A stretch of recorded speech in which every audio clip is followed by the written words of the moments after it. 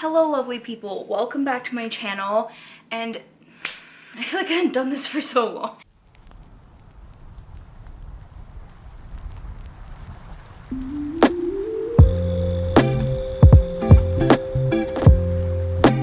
Today we are doing the second round of Drag Queens Choose My TBR. I hope that you guys all enjoyed Vlogmas, and if you haven't seen the rules, how this all works, I will leave that linked up above and down below so you can check it out. And you can also watch last month's Drag Queens Choose My TBR to kind of see how it works like in game mode.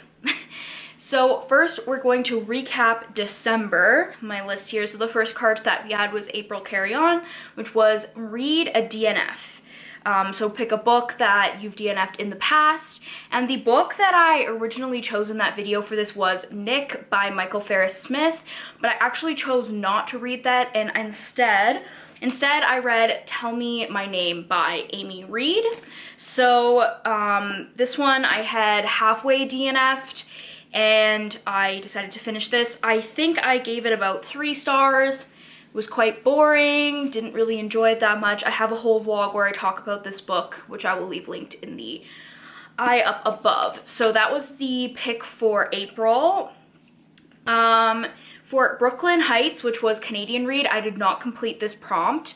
So when I don't complete a prompt, I just put it back into the deck so we can get it again. The ones I have completed, I pull out of the deck. So my original choice was to read The Bridge Kingdom. I just didn't get there, so that just doesn't work. So Brooke goes back in the deck, and I will hopefully get to that book another time. Next, we had Bibi Zahara Benet, which was a debut.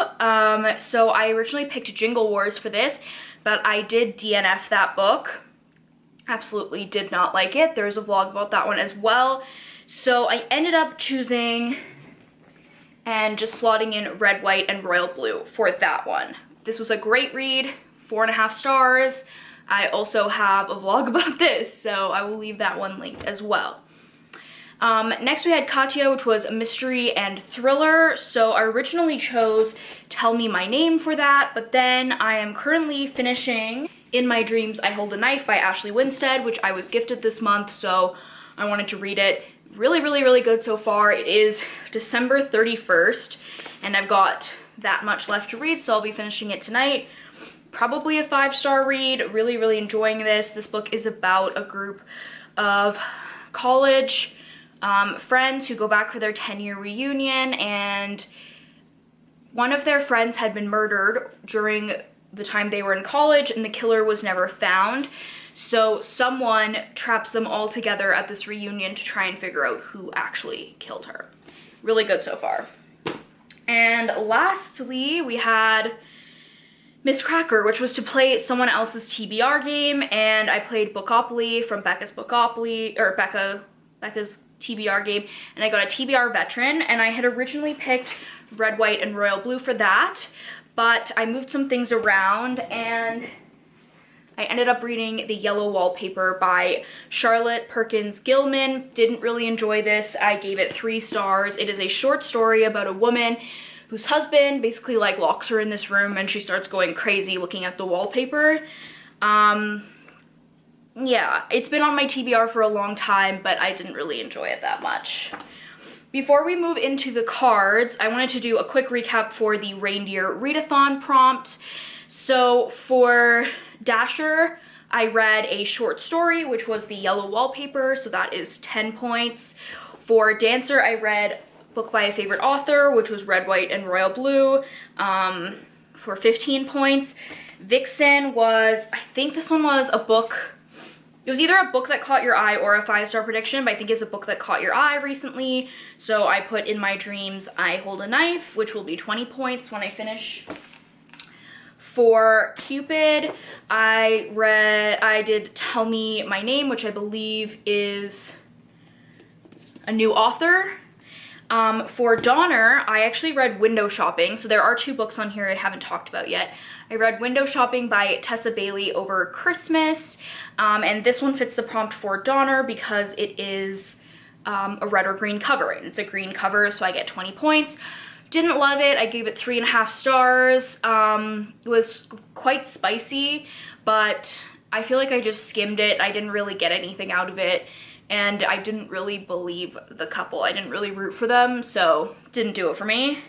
And then the last one is Rudolph, which is a standalone, and that was This Time Next Year by Sophie Cousins, which was the first book I read this month for book club, and I absolutely did not like it. I'm pretty sure I gave it 2 stars. Super boring, hated the characters, hated the writing. I think I have talked about that in Vlogmas, so I will leave that linked. And that was a standalone, so 15 points. So 115. Not too bad, not too bad. Okay, so now we'll jump into the actual TBR game. So this month I did it a little bit differently. I filmed the card pulls ahead of time just so I could kind of like get a grasp on what, if I needed to go find any books, or if I have a couple of prompts where I have to like go to the library. So I wanted to make sure that I didn't have to do any of that while filming this video. But I did realize while preparing for this video that I actually did complete the Katya prompt. I didn't think I had. So I have put her in the bag to not go back in, but I ended up picking another card, which I accidentally revealed when I dumped my stack of books over. But it's not in the card so that I've already pulled, so I'll show you right now. So that one is Aiden Zane. Oh, it's really dark. I'll do a little cut in here. Aiden Zane, and I'm pretty sure Aiden's prompt is a seasonal read, which I'm not pleased about because I have discovered this holiday season I hate Christmas books, but it doesn't have to be Christmas. It has to be winter. Okay, I think I have an idea for this. All right, for this one, we're gonna go with a book that I just bought. I'm very excited, and this is Moon of the Crusted Snow by Wabashig Rice. Definitely takes place in winter. So basically the premise of this book is that an Anishinaabe community in the north gets cut off from everyone, power, communication, and people don't really start to realize this until visitors start to arrive, escaping the crumbling societies to the south. So tensions rise and allegiances are divided. The harsh winter months pass slowly and the food supply dwindles as the death toll and panic rise, but the greatest threat to the survival of the reserve might come from within the community itself. I can't remember who read this book recently on YouTube, but I took this from them, so I'm very excited. I picked this up as a treat for myself for Boxing Day. It's quite short too, like about 200 pages, and I'm just really excited, and the cover is just so I'm very excited. Okay, yay, that worked out great. We're actually going to be seeing a theme here. So the next card that was picked was Bob the Drag Queen, and Bob's prompt is highest rated on the TBR. So I went onto my Goodreads TBR and I have 2 options for highest rated. My fiction option for highest rated is The Hate You Give by Angie Thomas.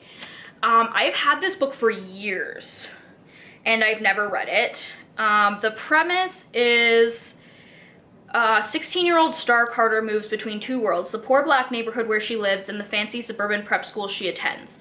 The uneasy balance between these worlds is shattered when Star witnesses the fatal shooting of her childhood best friend, Khalil, at the hands of a police officer. Khalil was unarmed. Soon afterward, Khalil's death is a national headline. Some are calling him a thug, maybe even a drug dealer and a gangbanger. Star's best friend at school suggests he may have had it coming.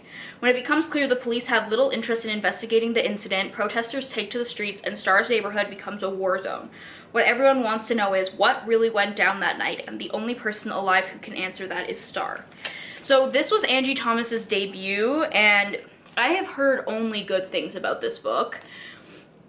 So many good things, and I do want to read it, but I also have a fiction pick for this month, or a non-fiction that ranked higher, and I think I'm gonna go with the non-fiction just because this book is like almost 500 pages. Yeah, and I'm just not 100% sure that with the other books I think are going to end up on this list this month, that I'm gonna have time. So for now, we all know that things can change. For now, I'm going to read 21 Things You May Not Know About the Indian Act. This was the highest rated nonfiction on my Goodreads TBR. I mentioned this last time because I was maybe going to pick it for a Canadian read. I didn't. It's very short.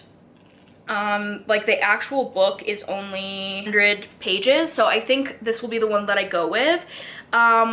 Basically, it's about the Indian Act, which, if you're not Canadian or you don't know, is a piece of legislation that was signed in 1876 that basically determines the rights of Indigenous people in Canada and like labels them and puts them on reserves and things like that. So this book is like going in depth on that and kind of explaining things that the Indian Act has created and why it's not good. So it goes along very well with my job, and I've been wanting to read it since I started my job in May.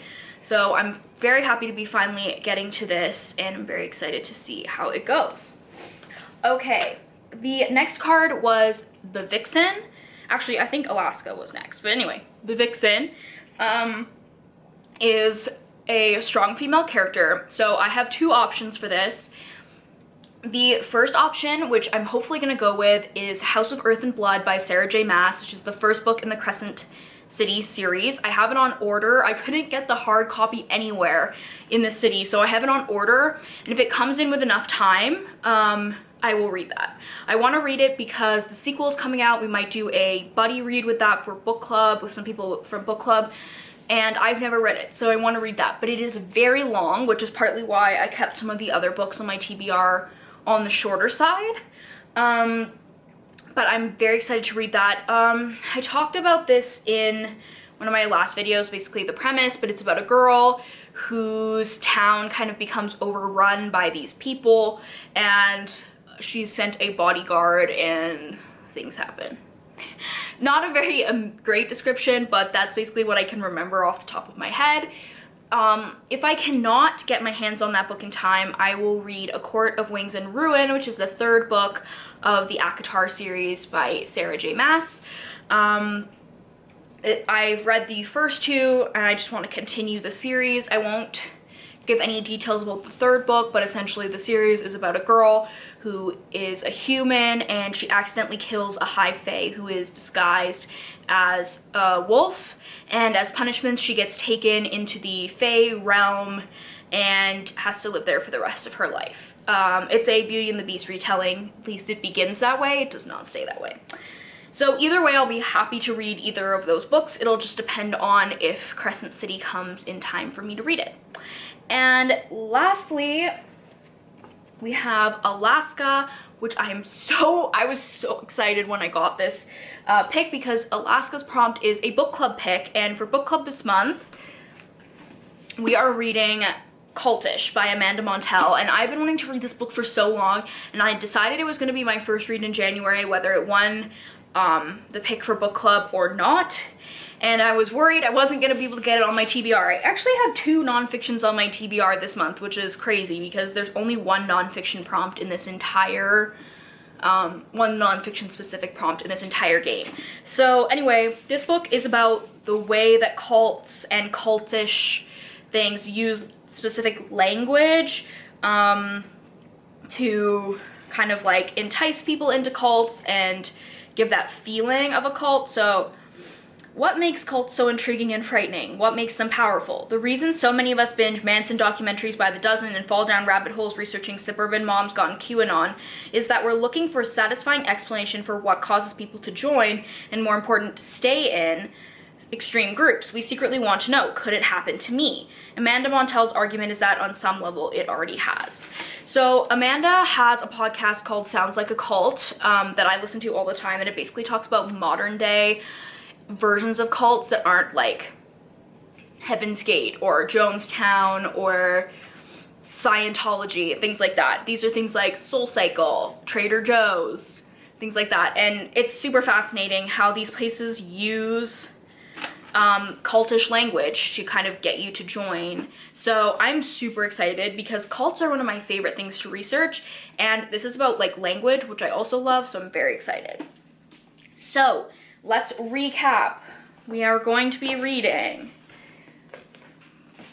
these 3 books this month, plus Crescent City if it comes in.